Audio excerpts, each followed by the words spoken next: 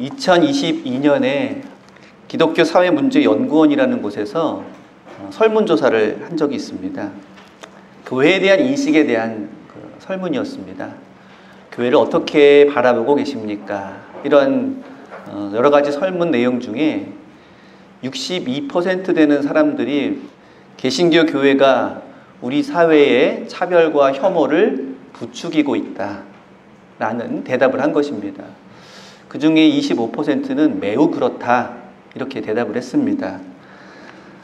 물론 교회 입장에서 보면 오해가 되는 부분도 있고 또 억울한 측면도 있겠지만 대체적으로 교회의 대사회적 이미지가 그렇게 좋지만은 않다는 것이 일반적인 그런 현상입니다. 교회는 이러한 일에 대해서 우리는 그렇지 않다라고 강변하기 이전에 왜 이러한 현상이 일어나고 있는지를 좀 더 고민하고 또 우리의 과제가 무엇인지 서로 논의하면서 이러한 현상을 극복하고 개선해 나가는 그런 일들을 감당해야 될 그런 과제가 있습니다. 근데 오늘 본문을 보니까 2000년 전 초대교회 안에도 그런 문제가 있었던 것 같아요. 교회 안에서도 바람직하지 못한 문제가 발생하고 있어서 야고보 선생이 이에 대해서 작정을 하고 오늘 이야기를 합니다. 이미 이러한 사람을 차별하는 문제, 이미 그 당시에는 2000년 전이니까 계급 제도도 있고 노예 제도도 있고 사람을 차별하는 것은 당연한 것으로 여기던 시대였습니다. 하지만 예수님께서 차별 없는 사랑을 보여주시고 그 이후에 이루어진 교회 안에서는 결코 그런 일이 없어야 함에도 불구하고 이제 다시 세상의 풍조가 스며들어와서 교회 안에서도 극복하고자 했던 모습들이 다시 재현되고 있다는 것을 야고보 선생은 지적을 하고 예수님을 다시 생각을 해봐야 한다. 우리는 이래서는 안 된다라는 말씀을 전하고 있습니다. 그래서 대부분 이 본문을 가지고 설교하시는 분들은 제목을 차별하지 말라 이렇게 정하고 거기에 대한 말씀을 전해주시는데 사실은 본문에 대해서 덧붙일 말이 별로 없습니다. 그냥 이대로 실천하시면 됩니다. 그리고 교회가 이렇게 해야 하는 것은 당연한 일일 것입니다.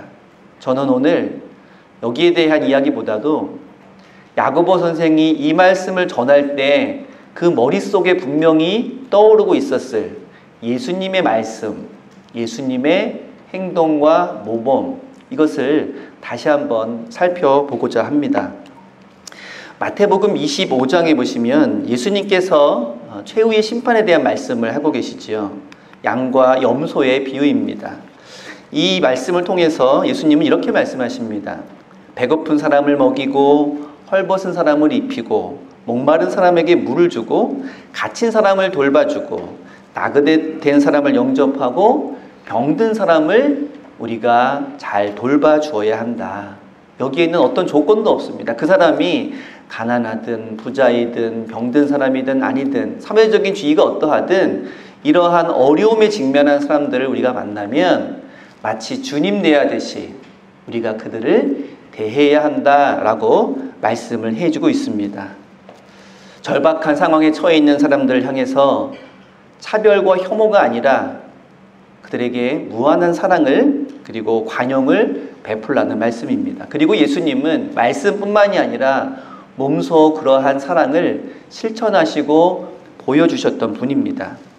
예수님 당시에는 지금부터 2000년 전에는 사람을 향한 차별과 혐오가 굉장히 당연하게 여겨지던 그러한 사회였습니다.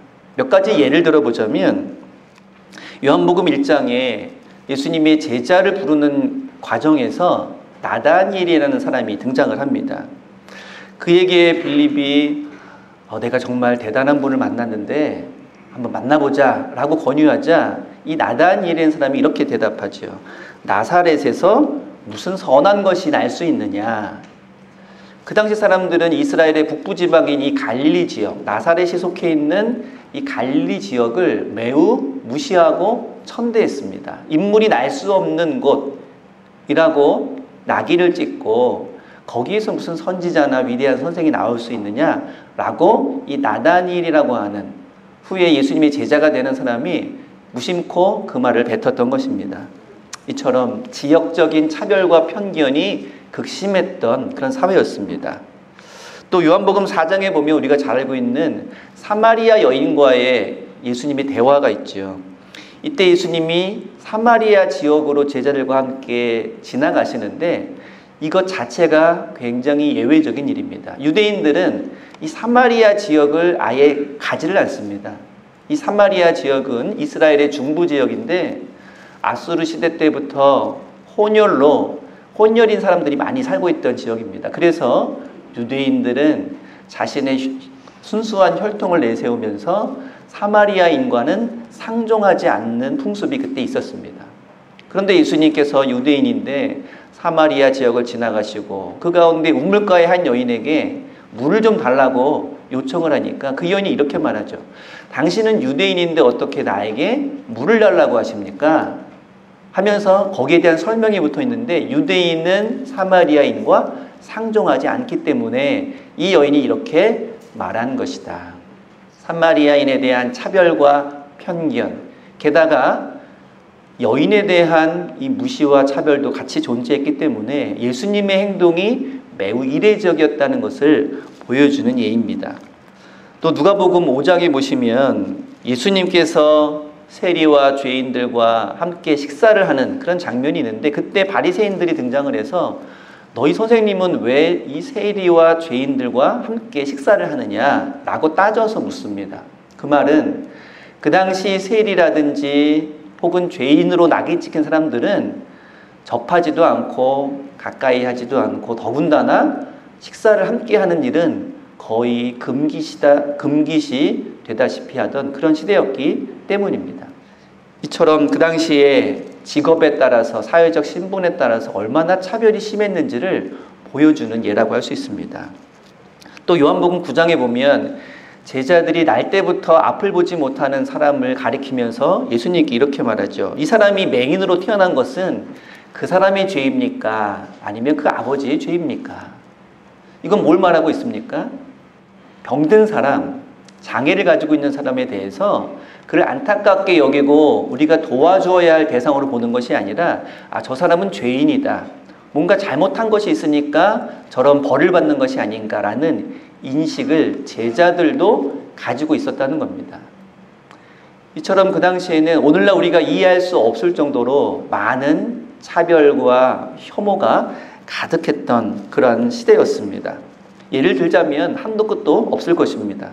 그런데 예수님께서는 이러한 그 당시 사람들이 누구나 가지고 있었던 차별의식 그리고 사회적으로 어떤 대상을 혐오하는 생각이 전혀 없으셨습니다. 오히려 예수님은 그 당시에 이러한 차별과 혐오에 맞서서 싸우기까지 하셨습니다. 그리고 오히려 차별당하고 혐오의 대상이 되는 사람을 위해서 사랑과 은혜를 베풀어 주시고 그들을 가까이 하시며 그들과 사귀는 모습을 보여주신 것입니다. 누가복음 5장에 보시면 예수님은 유대인들이 이 세리와 죄인들을 상종하지도 않고 함께 식사하지도 않는 그래서 지금 그들과 식사하는 예수님을 향해서 비난하는 이 바리새인들에게 이렇게 말합니다.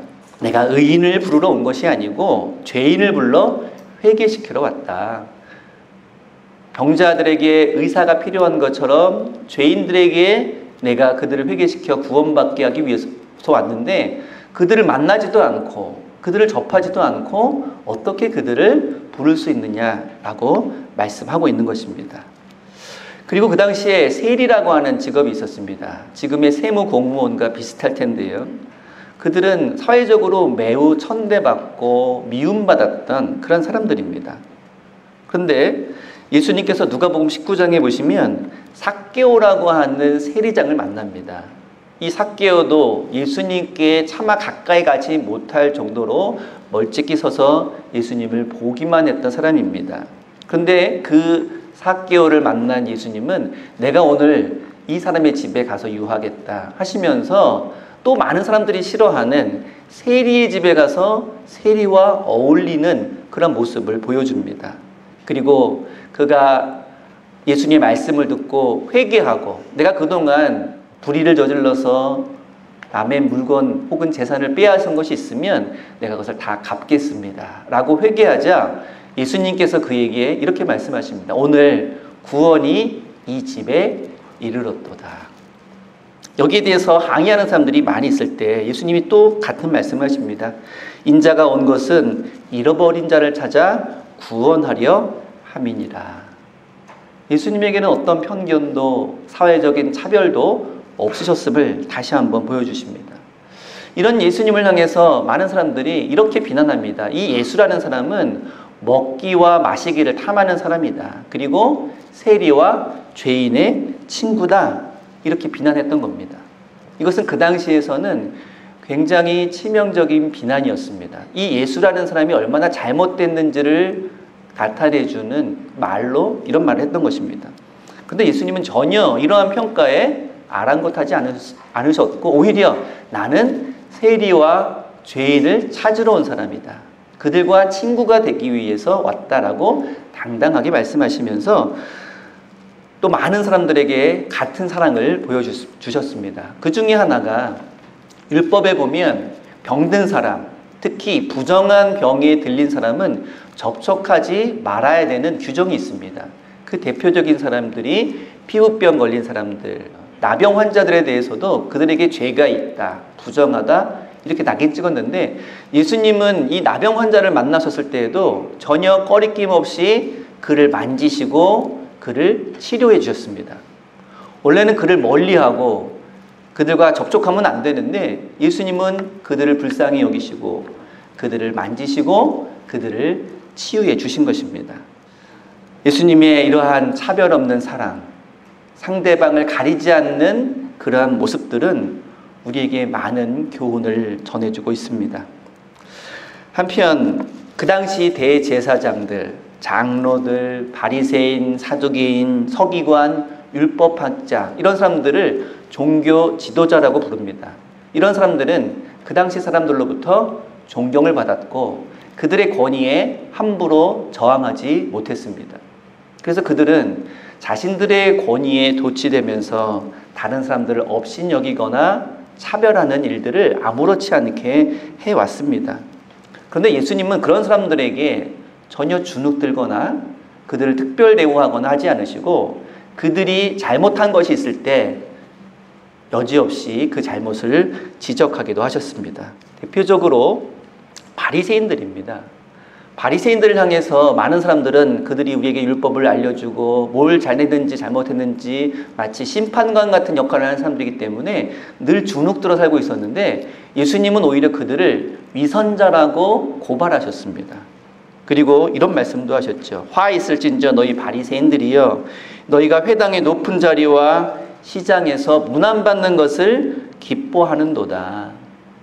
다른 사람을 업신여기는 것도 차별대우이지만 어떤 사람을 더 우월하게 여기고 특별대우하는 것도 차별대우라고 할 수 있는데 이 바리새인들이 그 차별대우를 만끽하고 있었다고 하는 것입니다.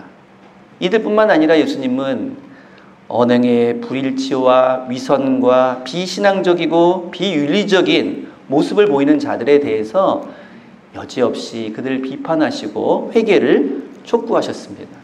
이것이 예수님께서 보여주신 그러한 믿음의 모습이었다고 하는 것입니다. 예수님의 이러한 모습들을 기억하고 있는 야고보는 그 당시 초대교회가 이러한 예수님의 본을 따르지 않고 세상의 본을 따르려고 하는 모습을 보면서 그 마음에 안타까움을 금하지 못하고 오늘 이 말씀을 전하고 있는 것입니다.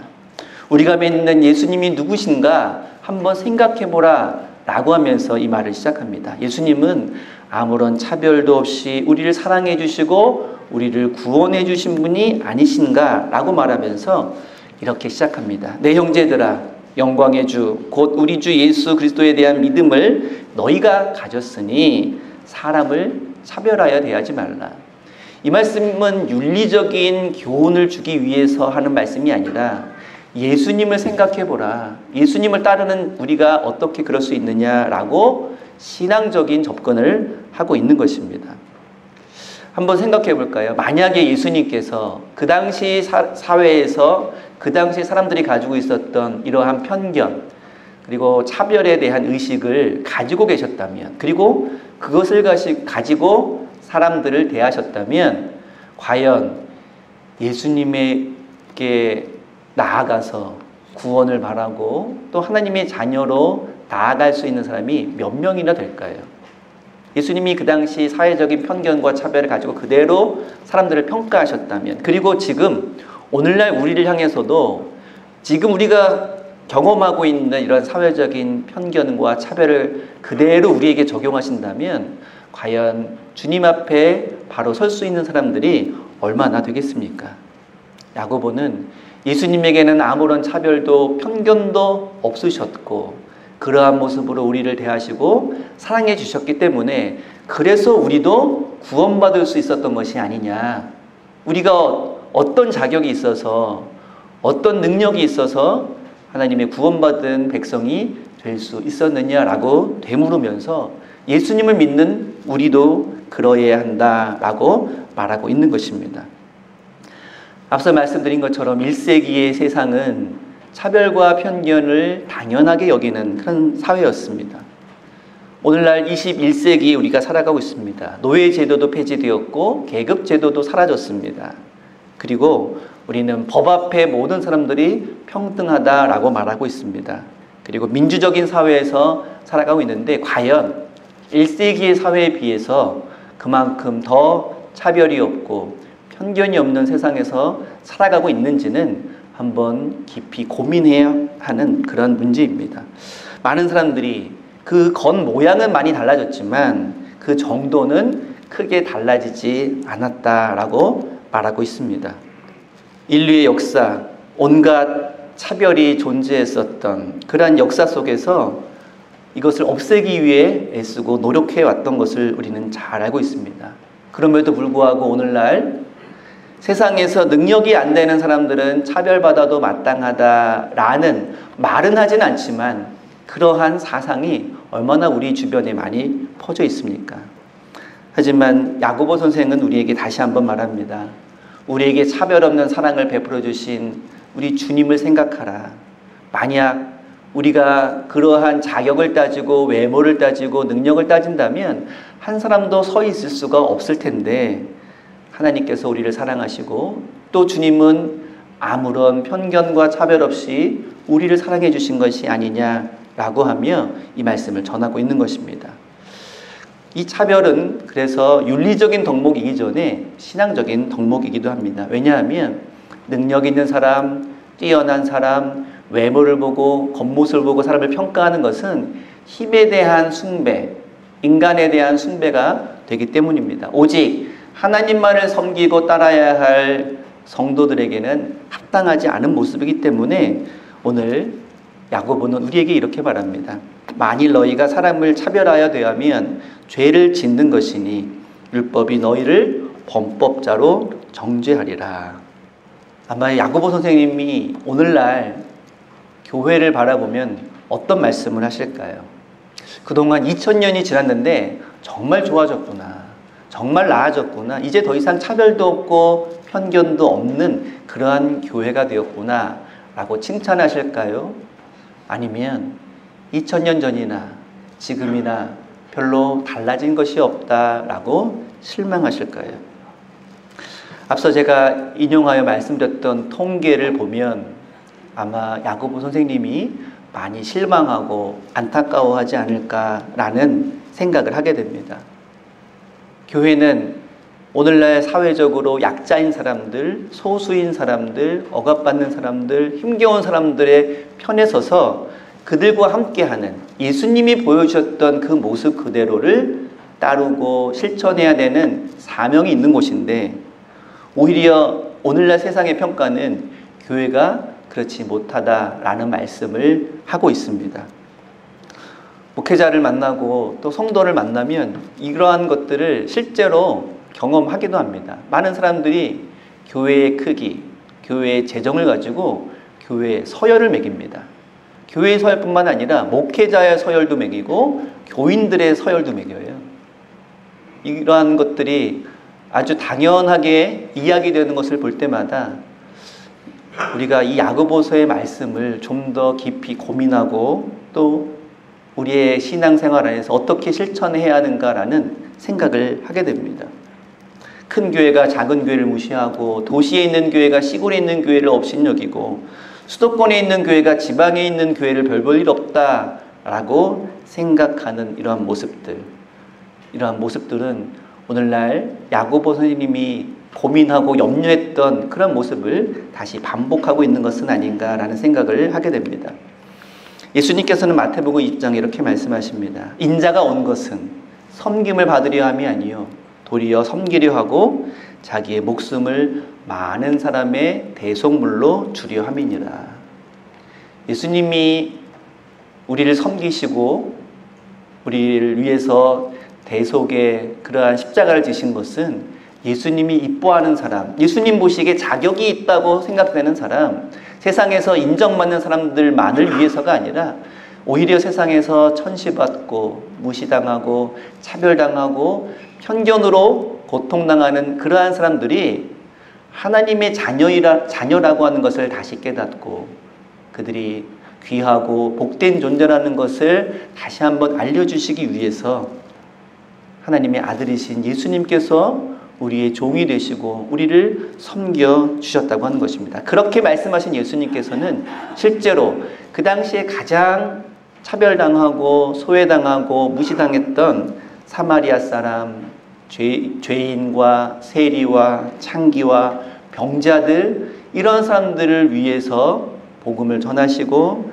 그들을 고치시고 사랑을 베풀어 주셨습니다. 그리고 그러한 너그러운 사랑을 직접 경험한 이들이 회개하고 변화되어 하나님 나라의 백성으로 거듭날 수 있었다는 것입니다.